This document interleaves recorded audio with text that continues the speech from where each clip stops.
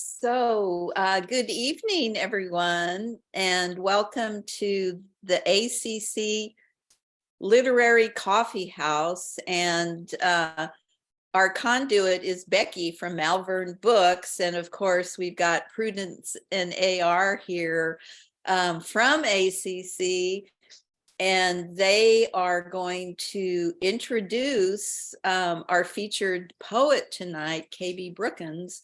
But I just wanted to say a few words about BookWoman. We're, just right around the corner from pretty much wherever you live. We're at 5501 North Lamar Boulevard, the corner of Nell Ray and North Lamar. We've been at that location for 15 years, and you should know we are one of the 4 historic feminist bookstores still in existence, and we began our 47th year in December, so we're coming on to 48. So please come on by if you haven't been there. And of course, we have KB's chapbook for sale at BookWoman, and on May 5th, it's a Friday evening, we will have KB headlining and reading from their new book, Freedom House, and we will have a couple of other poets presenting, and I know Jazz Bell is one of them. And KB, who's the other poet? Gabby Benitez. Gabby, right, Benitez. So that'll be another wonderful night of poetry and a celebration of KB's new book. We also have other poetry events. We have a hybrid. You can come into the store and be a part of our open mic, or you can join on Zoom. The host and curator of that series is Cindy Heiser, and we've figured out how to have an internal loop where we loop everyone through one computer, so the Zoom is clear as a bell, same as in the bookstore from the microphone, and it's really wonderful to be able to hear and see so well. So that's on our website, ebookwoman.com. So I don't know. I don't have much else to say. I'm ready to listen. I've been talking all day. Thank you so much for that, Susan. As always, we really appreciate this partnership and appreciate you having us. We could not do this without you. As Susan said, BookWoman is such a magical place. If you've never stopped by, like she said, right off North Lamar, if you're an ACC student and you attend the Highland campus, it's like 5 minutes from the Highland campus. It is just one of the most special places I know in Austin, and was a very formative place for me when I was a little baby poet about a decade ago. So I really encourage you to stop in, chat with Susan, and more importantly, buy a bunch of books. So I can't say enough good things about BookWoman and Susan. All right, well, you could be doing anything with your Monday night, but you're here to support writing and writers, and we all thank you for that. And you should thank yourself for that, because I think this next hour is really a way to feed yourself, most importantly. And I think that we all need to give ourselves credit for when we do something good for ourselves, because I think we usually end up spending most of our time punishing ourselves. So I'm glad that you're here, and congratulations on making that decision. So just kind of a rundown on how things are going to go tonight. Here in just a few minutes, I'm going to turn it over to KB. But right after that, we will have a Q&A that I will mostly lead. However, I really don't want this to be a transactional reading experience. I want you to be involved too. So if you have questions for KB, please drop them in the chat. We find that that's the best way to do it on Zoom. If we were doing this reading of BookWoman, I would just want you to shout out your questions so that it could be more of a conversation. So please, as KB is reading, write down your questions so that you can drop them in the chat and we can have a dialogue together. After that, we will have a brief Q&A towards the end of the evening. So, or I'm sorry, a brief open mic towards the end of the evening. If you are interested in participating in that open mic, and I hope that you are, you'll have about 2 minutes to read a draft of a poem you're working on, or an excerpt from an essay or story that you're working on. And you can read whether you're an ACC student or not.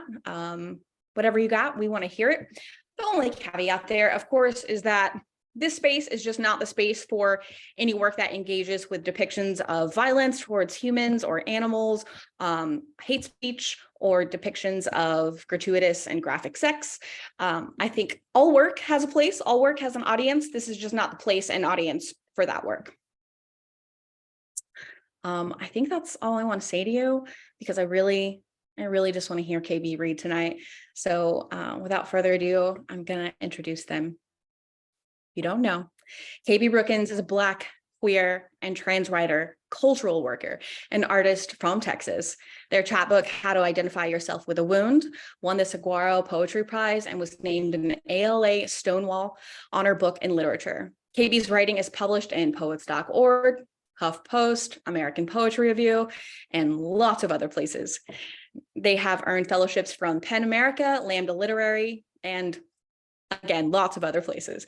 KB has 2 forthcoming books, Freedom House, which you can pre-order through BookWoman, and Pretty, which will be coming out in 2024.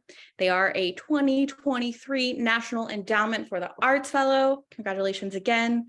And I am so thrilled to turn it over to KB.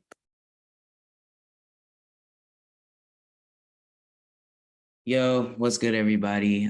Thank y'all so much for having me here. I don't take lightly, when people, out of all of the things that you could be doing, come to support literature. So I just super appreciate y'all. If you don't know me, you've heard the super formal version of me through that bio. I appreciate AR for reading that.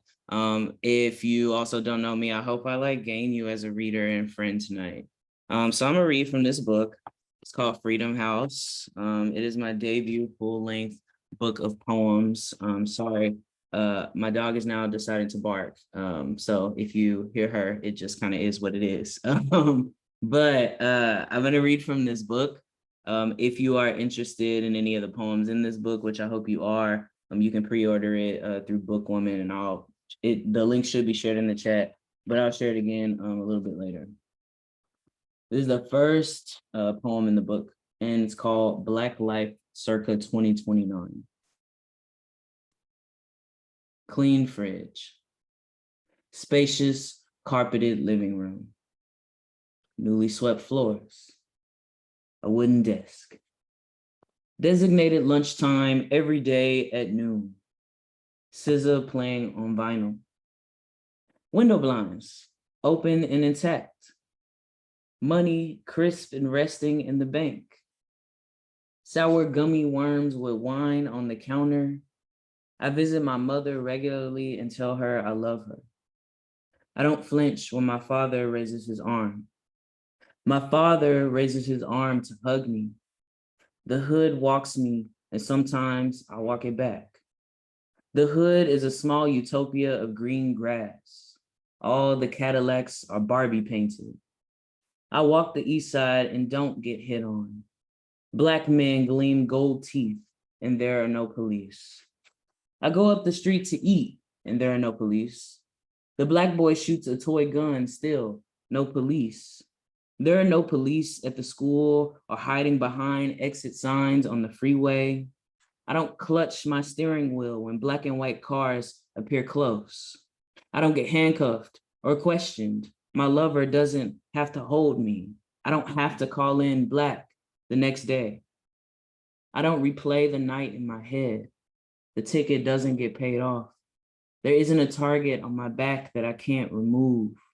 There isn't a target on my face when I cry at night or in the morning or in the restroom during my designated lunch closer to 2:30. I love my land, comfortable. I love this life, loud. I have a living. I have a room. Thank you. Reading on Zoom is weird because I don't really know how the work is being received. So if you like something, please tell me. do the little clap emojis or whatever. People also do like handshakings, say something in the chat, you know, if a line really captivates you. I appreciate all that. I usually get energy from a crowd. So, you know, I appreciate y'all. So I have a series of poems in this book called T-Shot Number Blank. So I'm a Black trans person living in Texas. I kind of chronicled that experience through these poems. And they specifically detail like my experience of medical transition, how the perception of me as myself, like internally has changed, how the perception of me to the outside world has changed. And also like all of the emotions that come with that experience, like a new relationship to masculinity, a new understanding of gender, and also all of the other things. But this is the first poem in this series. It is called T-Shot Number 1. I feel my most alive when I'm the bearer of my own pain. When I shift, squirm, embrace. When I plunge it in the gum of me to feel. I pass over my ID. I peer into what calls itself controlled. Joy lives in such a little container. It sticks into my muscle amidst a sweet, oily lifeline breathing into slim rubber. I will not die. I promise you this. Even if the bruise turns blue and creates a pretty palace on my skin, on the other side of that flesh wall, I am becoming my own best man. Bring in the broom and bride. Let the church bells breathe in liberty. Thank you. Cool. So even outside of this series, I'm also still talking about transness. And one thing that transness has kind of taught me is like everything that people say about sexism is very much true, right? Like I think people just say things in front of me, specifically cisgender men, say things in front of me that they otherwise would not have, like when I presented a different kind of way. And I just find that to be very interesting, that also I think now, because I went from the experience of being perceived in the world as a Black girl to now a Black man, and the space between that, and the fact that Black girlhood is not necessarily one that, I don't know, is easy, right? It comes with like a level of care from the outside world, but also Black manness kind of gets you in this very exclusive club, right, of like manness, but also still not like patriarchal white manhood, because it's not the same thing, right? I don't know. I feel like a fly on the wall sometimes. Also, I know nothing about sports, so like the average man, when they talk, I'm just like, what are you talking about? So I wrote this kind of tongue-in-cheek poem called "And Somehow Men Are Nicer to Me Now." They say, "Hey boss," at me in restaurants. They hand me the check.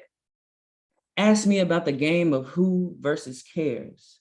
Give me tips on how to talk to women tangential from the bar.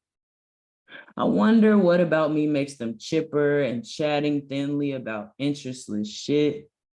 Is it my flat chest, the disappearance of my hourglass figure, the chin hair, stubby and manly as livers drowning under kegs of cheap craft beer?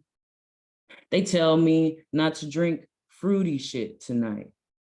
Like yesterday, when I couldn't get any investment in my breath, so a cop wrestled me to the stiff concrete. Didn't happen. Like everything I've lived through isn't etched in the beard they tell me to marinate in oils. It'll grow, bro, they say. Every man treats me like I'm living now. Somehow, when this life is over, I will have lived both sides of the offensive line. Throw me the ball, fam. I'll be sure to run into a teammate. Tell them how men are the silliest thing since touchdowns were invented. Thank you. Well, to my guy friends, I don't hate you. I'm just, you know, confused sometimes. Ooh. I get into some poems in the middle of the book that are a bit more about Black objection, or like the experience of being Black in America, right? I can't extrapolate like my Blackness from my queerness, from my transness, like they all exist all at the same time, right? So I don't know, it's just so weird that we'll hear about like something objectively just bad in the news and we'll just like be at work, or like we'll just like continue on with our days. So I like to sit in things because I think there are a lot of forces in the world that want us to forget about things when they happen, bad things especially. So I wrote this poem. It's called We Are Owed This. And I wrote it on the day Derek Chauvin, a cop, was indicted. The least they could do is put a white boy in handcuffs, push his face into dirt, make him eat verdicts till his tongue mistakes tanginess for justice. The least the state could do was put a man behind bars with taxpayers and public backlash. That is not the extent of this country's dreams. If I was a bird, I'd be something like a pigeon-eagle mix, bold and funny looking, arrogant and identifiable by the genes etched in my ancestors' wounds. In this hope, I see babies happy with no cops around to shoot up their dreams. In this dream, prisons evaporate like a doctor shot with garlic and cayenne. We are owed a spicy, iced down future at least. We are owed a playground and uncles to sell Lucy's at any corner store. We are owed children who call for help from adults. Death isn't a lesson learned. It is only an ending, an opportunity to do nothing else. If I am destined to be the bird, I'll pick up all my homies for the years delayed migration to landscapes where we live. We are owed this, plus a trip down memory lane, back to a time when treks were voluntary and never by ocean. Thank you. Cool. So talk a bit in this poem about disability as well. Right. I really like a number of themes, and really like I'm just exploring what it means to be free in your body with other people and also like in systems, right? I initially wrote this poem just so I could get in this journal called Taco Bell Quarterly. If y'all have never heard of them, they're just like really fun and cute. And I like what they stand for a lot. So I wanted to like write this poem to get in, but I ended up like really liking the poem that I like, I don't know, wrote. And it's about my experience with disability and also just about like, I don't know, me pondering on things, thinking through things. It's called Spondylolisthesis, or Why I Eat Taco Bell. I grab a number 7 when I'm most depressed. Like today, scarfing down a Crunchwrap Supreme to drown out the dagger and twist in my lower back. Like tomorrow, the Baja Blast overpowering the Black boy asking for anger to save him in my throat. My back hurts in a country that wants to disable me. What feels better than hard shell medicine? A lover, read stranger, asking if you need anything else. So I stuff my sadness with hot sauce packets. My gifts come wrapped in hexagons, too sexy for my pain. Weary needs saving as much as it needs flavor in a country not cashing in on Black suffering. What is your after appointment fix? Mine costs $7.22. Mine is fractures with enough decency to come packed with straws and napkins. What is your healing cost? Thank you. Ooh. All right. I got this poem once. Thank y'all for being here and listening to me be a silly goose and read some poems. I have been thinking a lot about, and I think a lot in general about climate change, like just how the climate of Texas, I've only ever lived in Texas, just fun fact about me, and how the climate in Texas kind of changes over time. And how like climate change, I think in general is just kind of that like unwritten like thing that we all know is happening, but it's like, what are you gonna do? Because the people that are doing things about it, like their forces are very loud and very powerful. And we watch the climate change like year to year, right? And I think it affects like a lot of things, like our mental health, right? Also, like quite literally our safety, right? In Texas, we had a winter storm that happened 2 years ago. And also like the winters are getting harsher and the heat is getting like hotter, right? So I talk about those extremes in this book. And in this poem in particular, I kind of talk about like extreme heat, and kind of research like how those things interact with your body, how they interact with like exacerbate things that you might already experience, like anxiety, etc. So this poem is called, my therapist called it Climate Despair. My therapist called it climate despair, and I'm having a hard time being perceived. In public, I puddle into the nearest corner. In private, I fidget my fingers as I cancel the 5th plan this week. There are no commercials in the midst of burning.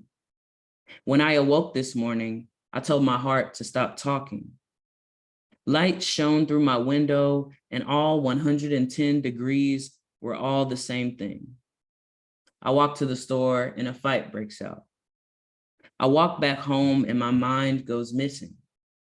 Dizziness pins me to the pavement like Black folk when cop cars are too close. There are no commercials in the midst of fat-backed TVs playing me, losing consciousness on loop. Heat follows me to the ER like a name someone else chose. Heavy eyelids are insult to injury. Tomorrow morning, I embrace the hospital bed like isolation during the worst heat storm in history till I turn my head to mama. Be lucky the laws were hot or you would have burned to death. There are no commercials in the cartoon we call US. Remove the memorized guide from my brain. Thank you. Cool. I got just 2 more, and then we're gonna get into a Q&A. So if you'd like to think of some questions now, I would definitely, appreciate that. And thank y'all in the chat. I really, really appreciate it. So, I talk about transness and, the negativity that comes with that, but I think it's really important for me to also talk about trans joy. We're living in one of the most anti-trans moments, in history. There are 44 states out of the 50 states in the US that have at least one anti-trans law up for possible legislation. In Texas, actually, there are over 140 bills being talked about right now, like anti-LGBTQ plus bills during this legislative session in Texas. And a large majority of them are anti-trans, right? So in all of this, and there are lots of organizations peddling a lot of misinformation about trans people and trans youth and our healthcare and our personhood and all of this, just because trans people are now living out loud. Because trans people have always existed, no matter what timeline you're looking at. Right now is just the time where we can be the most visible. And I think there are lots of people trying to take that away for reasons that I think are just fear and ignorance. But anyway, I say all that to say, I think it's very important for me to talk about trans joy as well as, the pain that comes with that experience. So I wrote a poem about growing facial hair for the first time. And yeah, I'm gonna read it for y'all. It's called T-Shot number 3, Black Hair. Black hair burgeons through my pores, bringing its small, itchy sores. Cuts through my hands and stubbles up enough to be visible when fitted skin tight to a mirror. One day, I was standing so close, you could see each pore and I'd pluck until every red and black follicle knew no hair was welcomed here. Now they sprout and I'm foolish with joy at every conjuring of a bush. Every prick rubbing its way through my patchy, happy face. Who will teach me how to shave? YouTube, I guess, till my boys get this far. I wonder if every beard grows like this, into a nest made with oil and hope, into a boy made with oil after they threw away the rope. I guess I'll put that in the search bar too. Did it feel good to stop running from yourself? Thank you. Oh, cool. Just like, yay, KB. I'm hoping that's what I would hear if this was in person. Cool. Thank y'all again so much. So this is my last poem. Hopefully that's not like, oh my God. Oh, like, thank you. Hopefully it's like a feeling that you feel right now. But luckily there are like multiple ways in which that you could keep up with me, right? I have some like monetary ways. If you like the poems that I have read, there are some monetary ways to support me as a writer and also to support this book, right? By Freedom House, directly from BookWoman. You can pre-order it right now. It comes out officially on June 6th. But if you come to the BookWoman event that's happening on May 5th, I will have copies with me, so you could get a copy early, even if you wanted to. Order my chapbook, How to Identify Yourself with a Wound.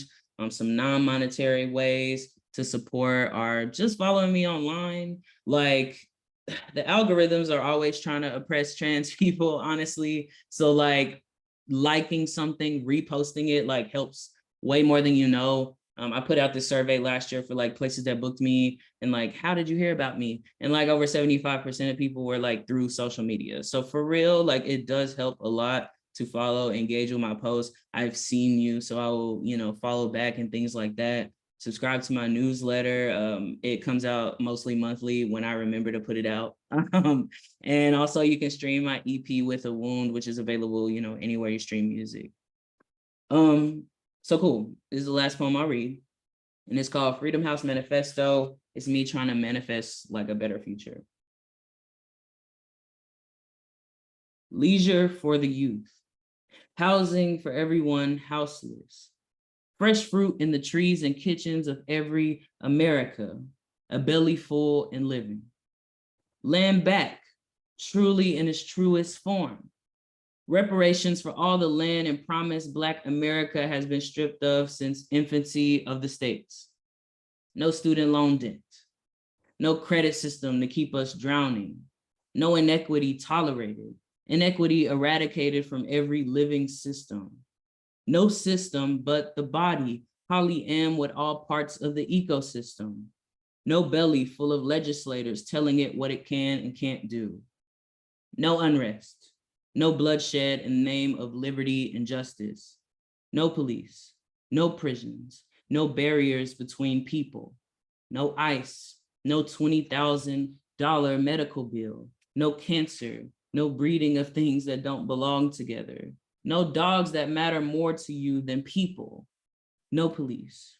No memories of being handcuffed in front of a crowd, inebriated and confused. No tickets sent to my residence for a red light I ran to get from 9 to 5 to 6 to 9. No police.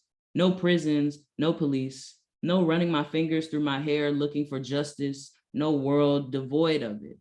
No crying mothers. No breaking news of crying. No other. No, vote them out at the next election. No politicians clocking me more than stopping ERCOT from killing people. No people owned by the state. No Greg Abbott. No police. No Ted Cruz. No police. No Donald Trump. No terror that will not be named because what we've done to each other doesn't have one. It may be eugenics. It may be public degradation. It may be inaccessible stages, the only place where I can say these things and not sit sideways for the next frame. No framing for my own murder and no police. The Freedom House is one we all live in and win. The Freedom House is one we all live in and win. Thank you.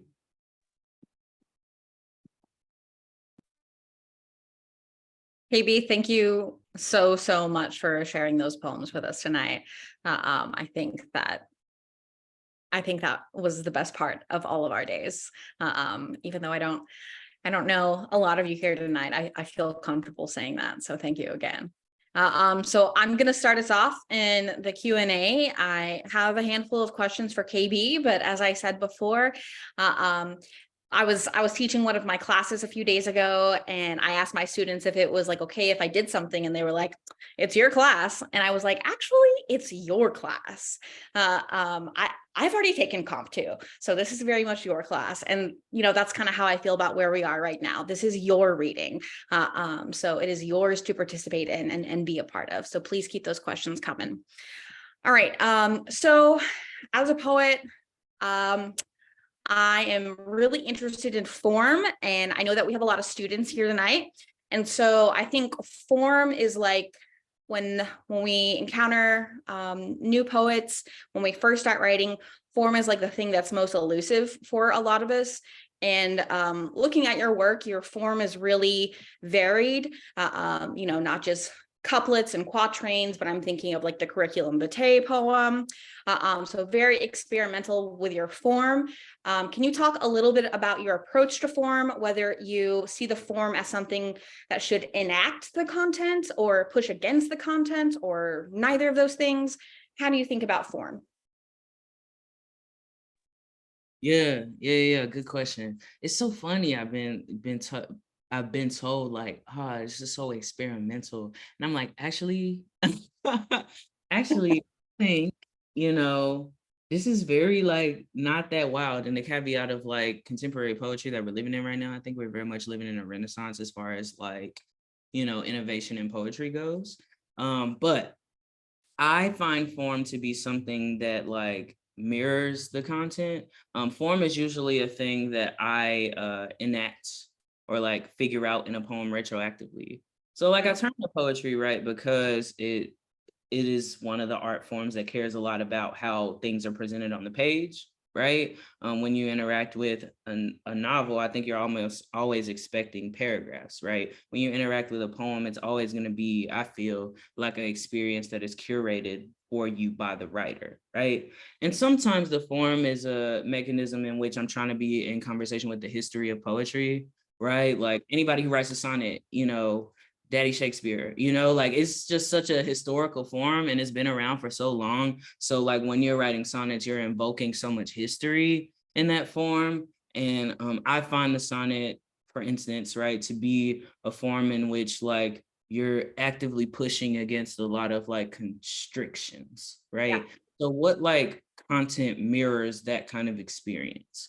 That's kind of what I'm thinking about often when I think through form. I have a hustle in this poem. A hustle is a form in which you're like repeating yourself a lot, right? And I think like one of the craft elements of poetry that I'm drawn to is repetition. Like I repeat myself a lot. You probably have heard that as I was reading things out loud, because I'm always trying to circle the block, like, and another thing, like I just think about something and then I think about something else like later. So when I'm trying out forms with my voice and how my voice kind of naturally circles in a poem, I'm like, why not use a hustle? Because that mirrors kind of the content and the themes in which I'm talking about in this book. And in the hustle in particular, I'm talking about greed, like the idea of company greed, the greed that we feel inside of ourselves and things like that. And I'm like, yeah, I can absolutely just circle the block multiple times and bring that word around, and it's not going to feel painful. It's not going to feel forced because, I'm naturally trying to repeat myself. Like repetition is so natural, I think, for me, and the way that I even like speak in regular speech. So, forms like that, for instance, makes sense.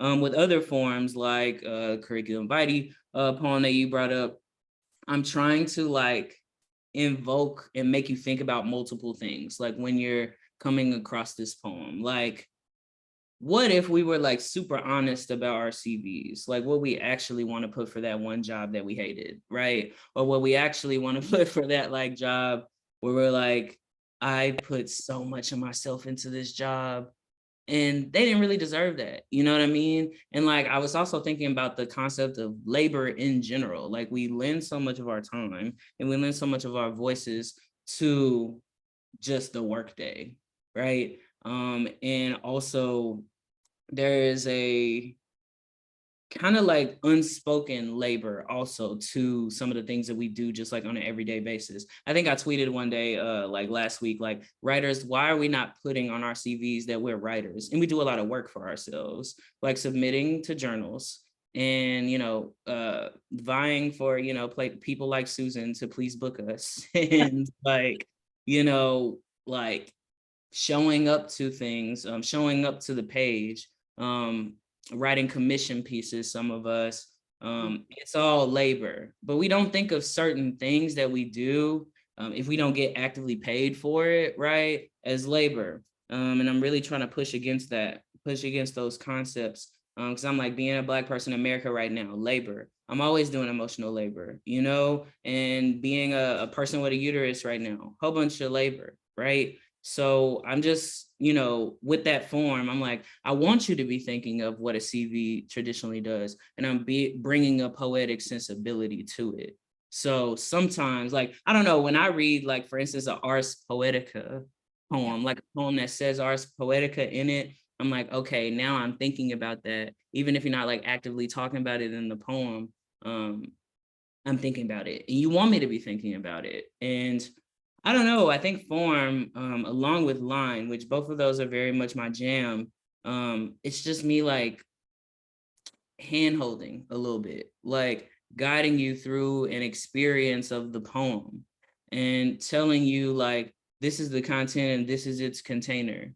Because every poem has a form, even when, before we had the written word, we had the form of like speech, like saying it out loud. And that is very much a form to me. And I think like all of these poems luckily have kind of two forms. Like the form is what it looks like on the page, and then like what it feels like, what it sounds like when I say it out loud. I don't know. I think there's a poet, Samia Bashir, that had this really cool talk a number of years ago at UT Austin that talks about containers and constraints. Like, I think form can act as both a container and both a constraint. Because also when you use certain forms, it puts like a necessary strain on your voice. It makes you say things that you otherwise wouldn't say. Like, for instance, I'm always sweating when I try to write a sonnet because like there are so many rules that you got to follow, right? A Shakespearean sonnet or a Petrarchan sonnet, like, I'm like, okay, I have to force my speech to adhere to certain rules. And I'm going to say stuff that I wouldn't normally say, right? Or I'm going to be thinking about that syllabic count. So I'm going to use these kinds of words that I wouldn't normally use. And I think that's sometimes necessary. Like, it's a necessary kind of constraint on your voice.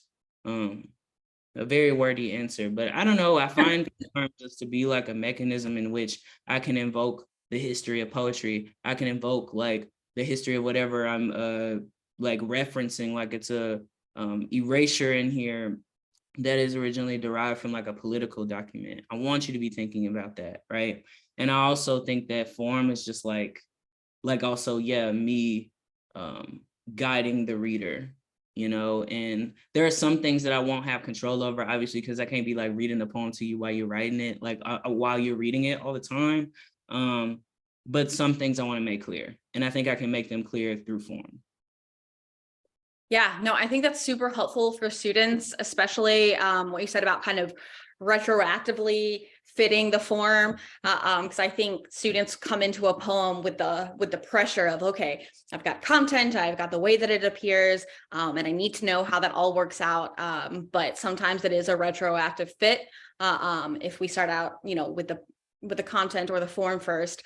And also, I think it's helpful for students that when we teach forms, even if a student decides that writing in received forms is not for them, the real power of the form, as you just said, I think is calling back the history of who's written in that form before. What has this form historically done on the page? And I think that when students kind of come around to that idea, it really, it lets us know that poetry really is a dialogue with not just reader and writer, but all those that came before. So thank you for that. I have about 1,000 questions for you, but we have some excellent questions in the chat. So Prudence, our chair, asked, my students are getting ready to do their performance assignment, and you mentioned wanting to hear from us as you read. Can you talk about the act of reading and performance, and how you get feedback from or with the audience, and how that kind of informs your reading, having that kind of wordless dialogue, or maybe even with words between you and who you're performing or speaking to? Yeah, thank you for that question. I feel like there should be more performance classes in MFAs, because I'm like, read the poem like you wrote it, man. It's not a thing that everyone knows how to do, so I think it's just like, it would be necessary, like probably cross-listed with theater or something, like just learning how to show up. But luckily, I've started my poetic practice in spoken word. So like my first teacher of poetry, the first teacher I had in poetry was in high school in an after-school poetry society, and my teacher was pretty active in the local slam scene in Fort Worth, Texas. Don't know where Fort Worth is, the city outside of Dallas. But yes, so I kind of started with, to me, spoken word is kind of like a mix between like the theater world and the poetry world, in the sense that like you care about the experience that the audience is having, and the audience that you think of is an audience kind of like in seats, versus like the page poet would think of their audience as the reader, right? So I was already like kind of predisposed to thinking about the audience like IRL, right? So when I first wrote and edited poems, I was saying them out loud to be like, does this make sense, right? Or does this like move sonically in the way that it's supposed to, right? Does this like form? Am I doing this poem justice when I'm thinking about it being like an out loud spoken form? So performance, I think, has always been kind of like right alongside my poetic practice. And I think like it's just, for me, a matter of like, at least with performance, I'm trying to curate an experience. I mean, like before this happened, I was thinking about like what poems I feel in my body right now. I'm thinking about the audience of people that I would talk to today. I'm thinking about like, in general, how do I want my poems to exist in my body and in the ears of other people? It's just so personal, I think, like performance and how one goes about it. But to me, I think it's like a vital and necessary thing for any poet to be thinking about, like the oral life of your poems. And I personally love that more poets are starting to have audiobooks too.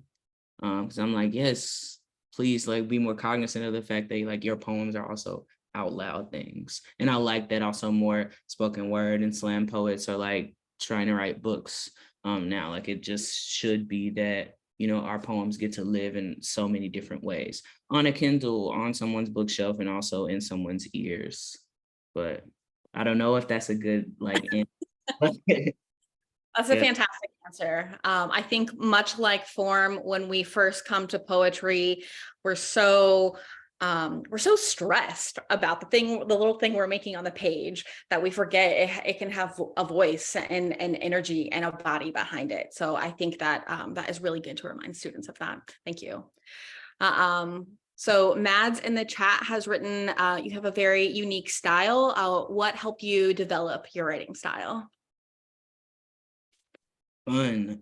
I think that every poet really is just like an amalgamation of the poets that they read, right? So like I think like I don't know, everybody's early poems sound like probably a ripoff of their favorite poet, right? So like a lot of my early poems were just me trying to figure out my voice and filtering that voice like through different poets that I liked. And I mean, still today, I can't say like I feel like I had to relinquish my idea to get my own style, right? I had to relinquish the idea of me like being like completely 100% unique. Like we're all a derivative of what comes before us. Like I think, you know, poets like Audre Lorde, Essex Hemphill, Denez Smith had to exist before I could exist, right? It's all like a lineage. And the more cognizant we are of the fact that we have these lineages, I think the more we can stop worrying so much about being like, oh, I am this individual, to like more thinking about like, what am I trying to do on the page? I had 2 documents that I keep with me, which is like why I write for me and why I write for my target audience. And when I get like, why do I write for my audience? I don't know, target audience feels a little too militaristic for me, but like, yeah, I think a lot, and I return a lot to those poems when I'm feeling a bit like unfamiliar with what I'm doing. And sometimes like unfamiliarity can be good because that means you're surprising yourself. When you stop surprising yourself, then like your reader is not going to be surprised either, right? But when I feel maybe like unsure or something like that, I really do return to that. And I think it's important to have that purpose. And I think that purpose will, those purposes will end up informing like your style and how you show up. But I mean, the first, number of years that I was writing, I had to just like throw stuff on the wall and see what stuck, really.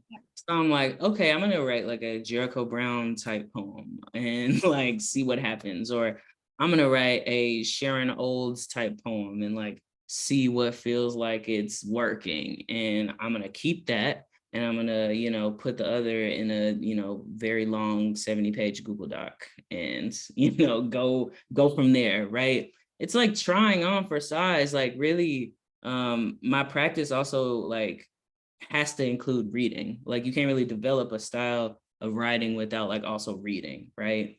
So I read other poets, and then I'm like, I'm gonna do that. Like I like this line a lot, and I'm gonna do this for myself in my like own way, right? So in one poem it could be like, the sky is running through my hair or something like that, right? And I'm just like, oh, I'm gonna put a little spin on that. I'm gonna maybe go a different like go in a different area with this image. Is really important to me to be like a place-based poet, for example. So I'm like, oh, okay, I'm gonna put place in there. Okay, I'm gonna put gender in there, and bend gender and genre. I'm really interested in those things as well. So I don't know. It's just like, what is important to you? Like, why do you write for yourself? And then also like, why do you share that writing publicly? Why do you write for an audience? And then playing around and not being scared to like, I don't know, play around and potentially do something like bad. Because if you do something bad, it's just like, okay, that's what experimentation is. Still to this day, I write bad poems that will never see the light of day, but like those had to happen in order for me to refine what it is that I'm trying to say. So I don't know. I'm just like, I really had to stop focusing so much about like me being, this completely new, came out of nowhere alien type poet, and be like, I'm in a lineage, and like I'm gonna do what feels like right in my body, and what feels right to, my audience, and what feels right to my purpose for me, if that makes sense. It makes only sense.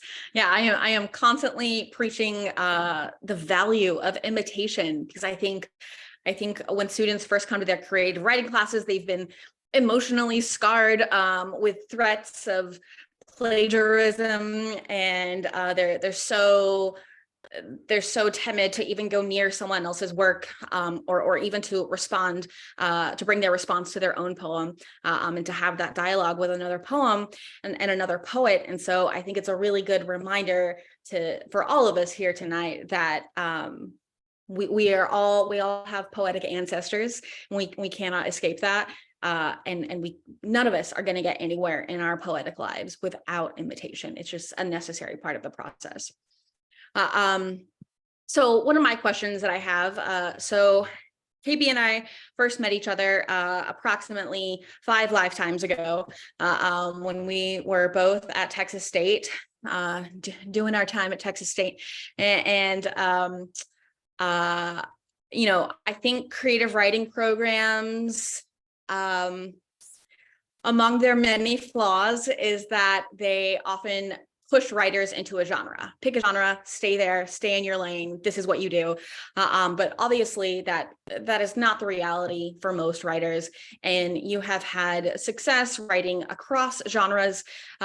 So can you talk a little bit about how, say, an essay about Frank Ocean becomes or informs a poem about climate change, and how genres can kind of talk to each other?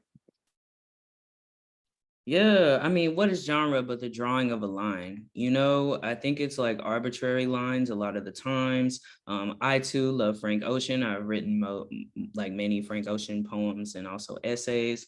I think it's like, well, first, when approaching creative writing, I just have to write down first like what's true, and then what mechanism through which I need to say something, right? I turn to poetry when I'm really interested in, for instance, sound, right? When I'm interested in like saying something sonically, because I'm really drawn to poetry because it has such a relationship with sound, like rhythm, you know, rhyme, what is that? What is that one where it's a whole bunch of like words with the same letter at the beginning? It's assonance, something like that. Anyway, I super love that, right? I super love repetition, all of those kind of like sonic elements of poetry. I feel like I turn to poetry also when I'm trying to invoke things like form. When I'm trying to put a lot of pressure on language, like I turn to poetry when those are the cases, right? Alliteration, geez. Okay, thank you for that. And you know, when I'm trying to do weird stuff like anthemeras, where I'm like, okay, all of a sudden this noun is a verb, you know, like those are the kinds of things, you know, in that slippage of like also talking about three things all at once, like also not really using the sentence. Like if I want to like really mess up, like say a run-on sentence for like, you know, 7 lines, then I probably need to do that in a poem, right? And then when I think that I'm trying to say something like, I have no other way to say this. Like, I don't know that I can use simile or metaphors in order to say this. I think I turn more so to like essays and creative nonfiction. But I find creative nonfiction to be very similar to poetry in the sense that it's very boundaryless. Like, I don't know, there are lyrical essays. There are essays in which like personal narrative driven, cultural criticism driven, like there are so many different areas in which one can go in the essay. I mean, that's really interesting to me. Yeah, I don't know. I think of myself as like, I just be writing, and then like, you know, for marketing purposes, I have to say that it's something, right? So like it's a poem or it's an essay. Those are the things that I've like written more publicly. I've also written fiction before. I'm also getting into screenwriting. I don't know, I'm just super curious about different forms. And I like to stay curious because then, you know, the writing stays fresh and my ideas and the way that I explore those ideas stays fresh. I have written songs before. I find like music and poetry to have a very intertwined relationship. I don't know, like before we had the written word, also like Homer and the Iliad and all that. That was like sung, right? So like lyric poetry, song lyrics feel like very similar to me. Song lyrics also deal a lot with repetition. So I don't know. I'm just trying to dip my toe in everything because why not? If I was to, you know, chart out what I would do with my life as far as creative writing goes, I think I would try every genre at least once, you know? And I think that I would learn the rules so I can break them more effectively. You know, like in poetry, I've read, you know, the classics of like The Art of the Line. I finally read the Iliad this year. You know, I've read all of those things. And I think like being more informed on what poetry has done allows me to move within the form with confidence and with like options. You know, now that I know, you know, for instance, after reading The Art of the Line, that there are like so many different ways, so many different purposes of the line, so many different ways to break a line, like that adds so much possibility to what I can do on the page. And the same thing with, nonfiction. Like I've read memoirs, I've read books of essays, and, talk about someone who's experimental with the essay, like Hanif Abdurraqib. And I think that he wouldn't have that wonder if he like didn't have a poetic practice. I don't know. I'm very partial to poets that write prose. Because it's very interesting, you feel like a kind of liberty to break rules that I think you otherwise wouldn't feel if you didn't start with a form wherein which it's encouraged to break the rules. Like poetry is just like, all right, so here's what the line is, but like do whatever you want, really. And I like that. I really like that. Or like in the world of a poem, I can also like not use a word that is like so literal in its use. Like I can use a word for what it sounds like. I read a poem recently where they like use the word violet, but they want you to think of the word violent, right? Like, and I like stuff like that. I like those near misses and that weirdness. And then when people bring those sensibilities to prose, I think something beautiful really happens. But yeah, I don't know. I like genre in the sense that like I like learning, so I can like, yeah, then just like go and do my own thing. And I feel like we should all feel empowered to do that. Like, who cares, right? If you don't, if your sonnet, breaks after the 14th line into something totally different. Literally, who cares? Do what you want. Life is too short for you to not like explore life, through the page and through, sound. So yeah, I don't know. I also think like learning about other genres improves whatever your primary genre is. So I think I've become a better poet because I write prose as well. So. Absolutely. I fully agree with that. Yeah, I think when we first come to the page, we have all these notions about what a poem is and does. And it feels like something from an outsider's perspective, it feels like a thing built on a lot of rules. But it's actually, kind of paradoxical in that way, because it's really just built on a lot of freedom, which is horrifying and wonderful all at the same time when we first start writing, and I think even after. So it's 8:01, but I'm going to do 2 more questions, one from me, one from our crowd here. So Zoe is wondering if you can talk a little bit about what the process of writing and publishing a book is like. Yes, oh my gosh. So another thing that I think more creative writing programs should teach is like the business of writing, right?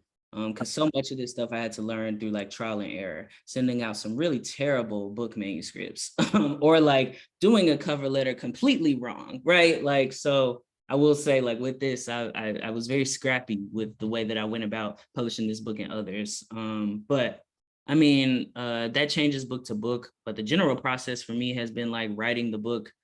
Poetry is a form in which they expect you to have a full draft of the poetry book ready before you're submitting it to places. That's not the case for nonfiction and fiction, but it is the case for poetry.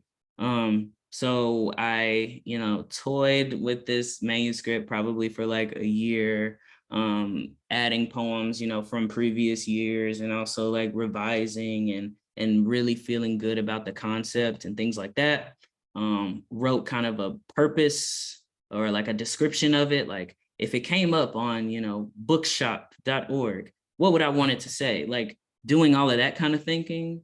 And then like what books is it in conversation with, stuff like that. And then I felt like at that point I had enough information to send it out. For Freedom House, the press kind of like reached out to me, but another way that can happen is like you actively look for presses that have like open submissions, and you submit your manuscript to that press.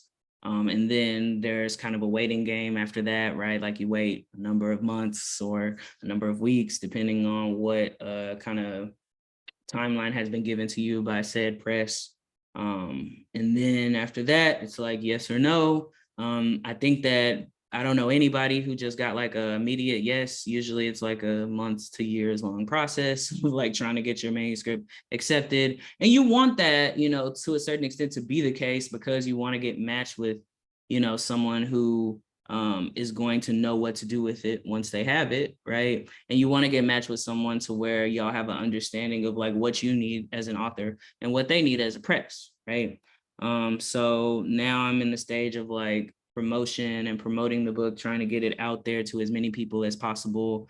And that, you know, includes interviews, reviews, placing individual poems in the book places, also a lot of like kind of innovative ideas. I love how creative book publishing is getting, especially like post or during the season of COVID that we're still living in, right? For me, I did like promo kits of my book and like merchandise based on my book and like sending that to people and, you know, just whatever it takes to get you getting some momentum, because it's very hard to catch people's attention. There are a million things online all the time, right? And then it's like the book is out, yay, you get to, you know, be happy about that. And then it's like post promo. So like, I don't know, that's usually the life cycle, right, of a book. And luckily, because I have people like Susan, you know, getting the book like placed in independent bookstores and things like that is also a thing that you'll have to think about. But the first thing, and I think the most important thing, is like writing the best book you possibly can, right? And then sending it out to places, and hopefully all of the other stuff feels like, you know, a victory lap. But yeah. Yeah, thank you so much for that. That was a really good, I like that you call that the life cycle of writing and publishing. So our last question before we move on to the open mic, and remember, if you want to read in the open mic, you've got about 2 minutes to read basically in any genre, kind of whatever you want to test out. So if that interests you, please just go ahead and drop your name in the chat. I'd love to hear a couple of you read before we close out tonight. So earlier in the semester, I taught your poem, Good Grief, which is a poem about climate change and really focuses on the freeze that we experienced here in Texas in 2021.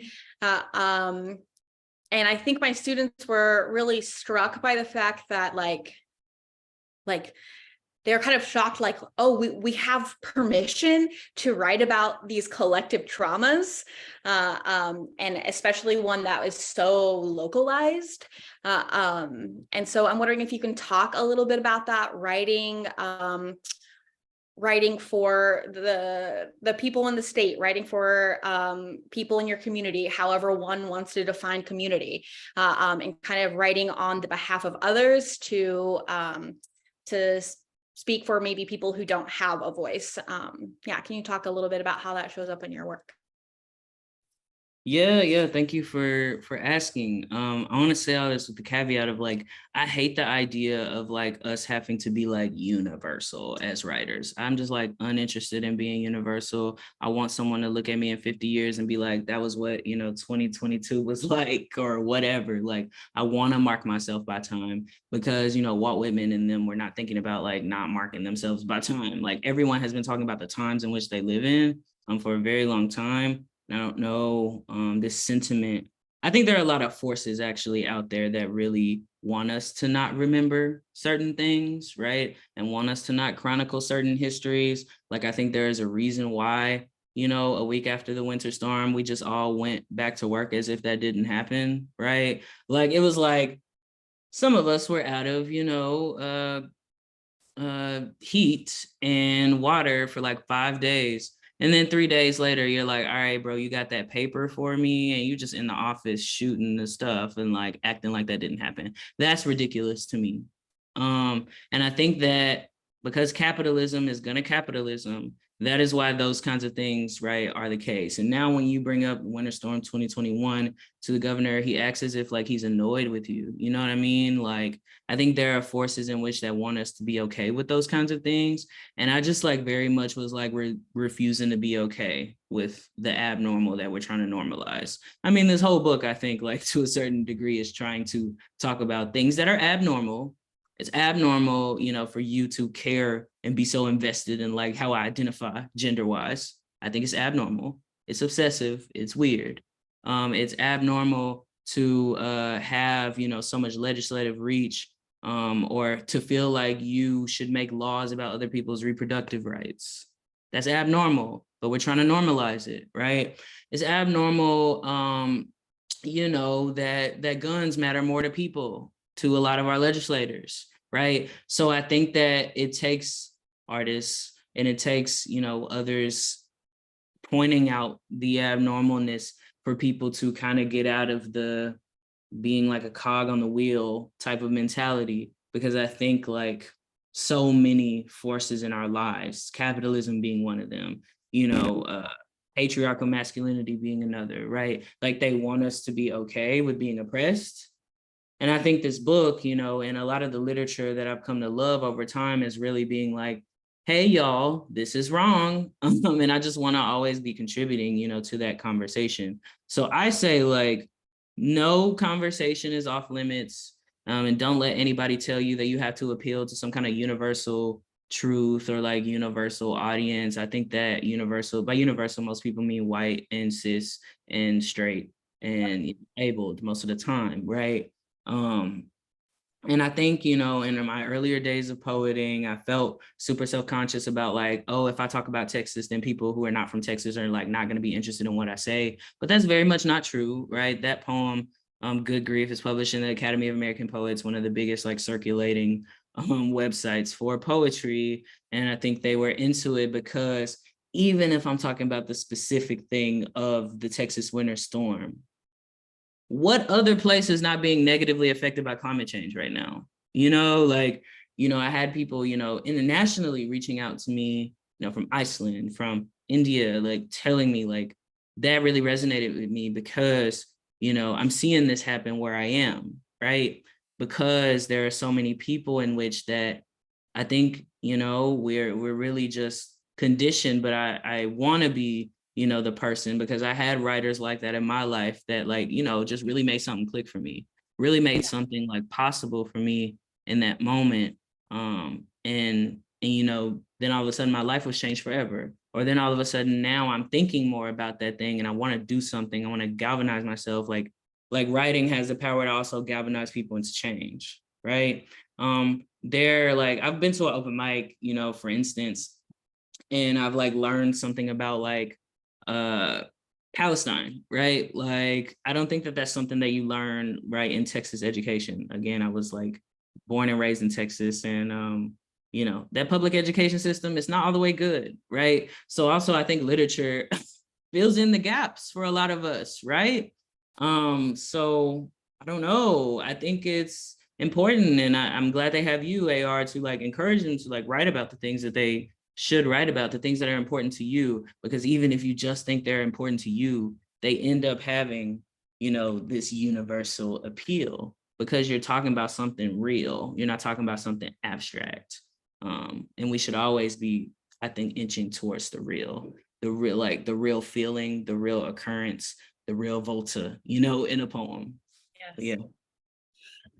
Yeah, thank you for saying that. I feel like I'm always talking about that paradox in my classes. And you know, I don't think I'm coming to the idea that maybe that's something I can't teach, that it's something that a poet has to like move through to fully understand the paradox of the more specific, the more in the moment, the more like narrow you can make yourself, make the speaker of your poem, that paradox is that is going to be able to talk about the larger truths, the more narrow that you can make it. And I think that we just have to move through that a couple of times before it starts to make sense. Well, regrettably, I do not see any names in the chat to sign up for the open mic, but that's okay. You have one more chance this semester to participate in a Literary Coffeehouse open mic. So our next reading was going to be on May 8th with LaToya Watkins. And so follow us on socials to stay up to date with that. Instagram, Facebook, Twitter, Prudence. Instagram, I think is your safest bet, where we post all of our events. So please do follow us at acc.creativewriting on the gram. And KB, I don't know what to say. This was absolutely the best part of my day, the best part of my week. It was so good to be in conversation with you. So good to just like see you. And thank you for blessing us with your work that you read tonight. And I hope that we can do it again sometime. So in addition to that, thank you, BookWoman. This could not happen without you. Thank you, Susan. And again, thank you all for being here tonight.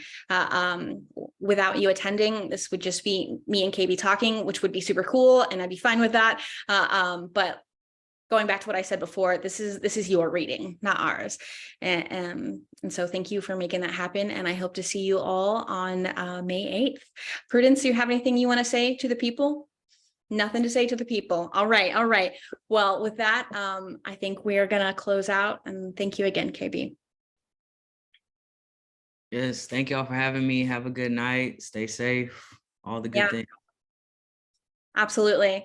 All right. Take it easy, y'all. Go have a good